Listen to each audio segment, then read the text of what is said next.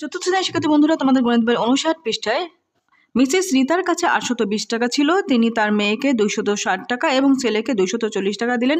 Mrs রিতার কাছে এখন কত টাকা আছে তার হিসাব গাণিতিক বাক্যের সাহায্যে প্রকাশ করি এবং সমস্যাটি সমাধান করি। তো শিক্ষার্থী বন্ধুরা, তোমরা কিন্তু গাণিতিক বাক্যটা সহজে বুঝো না। তো আমরা যদি অঙ্কটা সমাধান করি কিভাবে করব দেখো। মিসেস রিতা মেয়েকে দিলেন 260 টাকা, ছেলেকে দিলেন 240 টাকা। তাহলে তার মোট খরচ, এটা আমরা কি যোগ করবো দুইটা, তাই না? মোট খরচ হলো, আমরা যোগ করে দেখছি 500 টাকা। তাহলে মিসেস রিতার কাছে ছিল কত? 820 টাকা। খরচ করলেন হলো 500 টাকা। এটা আমরা কি করব?